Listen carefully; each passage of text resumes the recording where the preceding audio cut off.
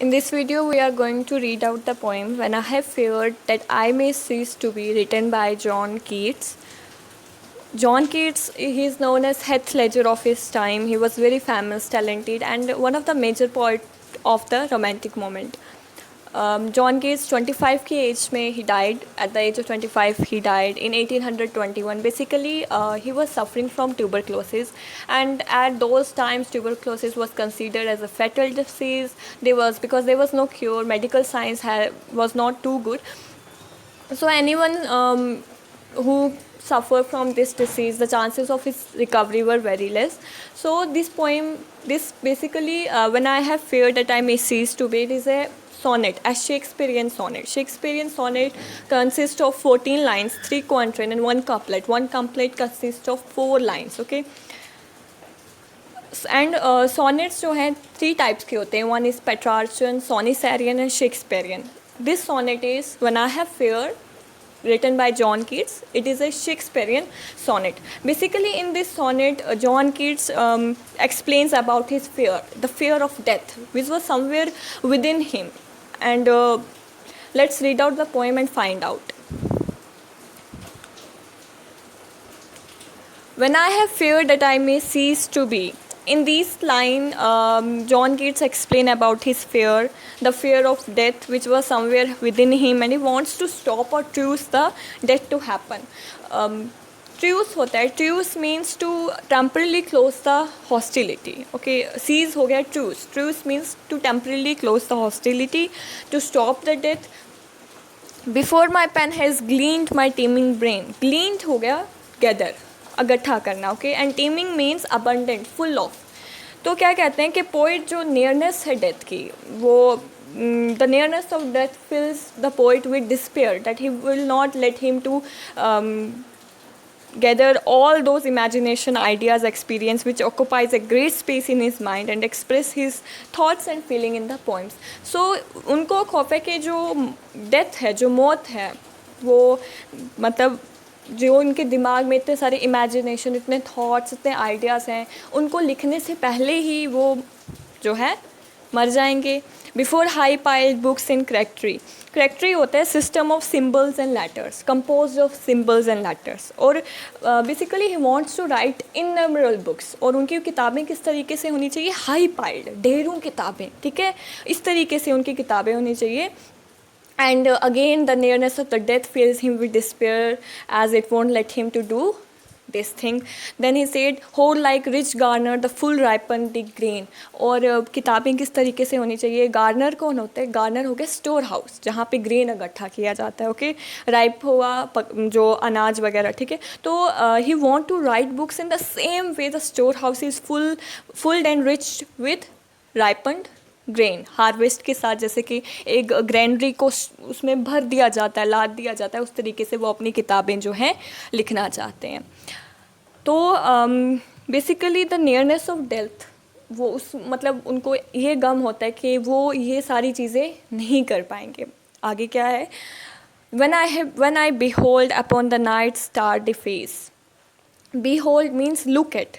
So in this line the poet says that when he look at the night face filled with twinkling star, के आसमान जब चमकते हुए तारों की तरफ मैं देखता हूँ, huge cloudy symbols of a high romance. और वो कहते हैं कि ये जो क्लाउड्स का जो ये पूरा नज़ारा जो होता है, उनके दिल में एक मतलब उनके लिए ये फिजिकल फिनोमेना जो है उसका एक बहुत डीप मीनिंग है, ठीक है. The sight of cloud arose in heart feelings of high romance and think that I may never live to trace their shadows with magic hand of chance. तो it is quite unbearably painful to think that he won't be living enough to enjoy any more of staring at numerous stars twinkling in night and sight of clouds. He was a nature lover. उनको nature से बहुत प्यार था, ठीक है, naturalist थे. तो वो कहते हैं कि मैं बिल्कुल यहाँ पे शायद, और ये दुख जो होता है, ये बात जो है उन्हें बहुत तकलीफ़ देती है, दुख देते हैं कि मैं वहाँ पे नहीं होऊंगा इन चमकते हुए तारों का नज़ारा देखने के लिए या बादलों का नज़ारा देखने के लिए. In simple, he won't be living long enough to ponder our external beauties of nature. As we know that John Keats was a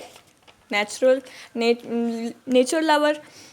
आगे क्या कह रहे हैं? And thing that I may never live to trace, हो गया. Then है And when I feel fair creature of an hour, that I shall never look upon thee more. Then, here the poet addresses his beloved. He turns to his beloved, his love. और वो उसको क्या कहते हैं, बिल्कुल directly क्या कहते हैं, a fair creature of an hour. क्यों? Because his own life is transient.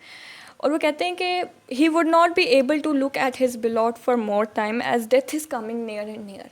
कि जिसकी तरफ मैं देख रहा हूँ ज़्यादा देर तक नहीं देख पाऊँगा. Never have relish in the fiery power of unreflecting love. Now यहाँ पे वो कह रहे हैं कि उनका जो प्यार है वो बहुत मतलब बहुत लॉफ्टी है, बहुत बढ़कर है.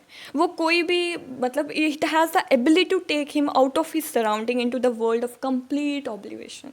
तो फेयरी पावर क्यों कह रहे हैं? Because that is not realistic. वो सिर्फ फैंटेंसी है. It's not realistic, okay? So the poet says that he would not be able to more to relish, to enjoy, delight the magical power of the one-sided love. Unreflecting love means one-sided love. The poet love his beloved, but beloved, she do or not? Nobody knows. So वो क्या कह रहे हैं कि fairy power क्यों कहते हैं कि उसमें इतनी ताकत है, but it is not realistic. वो एक थिंकिंग है, वो एक फैंसी है, ठीक है. देन कहते हैं Then on the shore of the wide world I stand alone and think, till love and fame to nothingness to sink. So तब ये बातें सारी जब वो सोचते हैं, वो लास्ट पे एक सिचुएशन पे पहुंचते हैं that he found himself lonely on the shore of this big world. वो किनारे पे पहुंच जाते हैं, जैसे ये बहुत बड़ी दुनिया और उसके किनारे पे खड़े हैं. और अब वो आगे स्टेप आउट कर लेते हैं और वो एक्सेप्ट कर लेते हैं, ठीक है. He cross the shore and moved from his desire for fame and love. उनका जो वो डिज़ायर होता है कि उनको फेम मिले, लव मिले, उससे वो आगे बढ़ जाते हैं. और उनकी ये जो फेम और लव का जो अनइम्पॉर्टेंस है, it because these are worldly things, it has no importance. तो वो जो है आगे बढ़ जाते हैं और इनकी अनइम्पॉर्टेंस को एक्सेप्ट करते हैं and ceasing to fear and yearn. कि वो जो फेयर हैं उसको वो स्टॉप नहीं करेंगे, अपने फेयर को वो स्टॉप कर देते हैं कि मैं नहीं डरूंगा, ठीक है. So the basic theme is this that he comes to a metaphysical conclusion. The search for love and fame, name, all these are physical things, worldly things. That human wishes and aspiration all are vain and futile. One day everything will end. Death consumes, destroys and conquers all. सब पे किसकी फतह है? मौत की फतह है. और ये चीज़ वो एक्सेप्ट कर लेते हैं. So that was the sonnet, Shakespearean sonnet written by John Keats, when I have fear that I may cease to be. Thank you very much.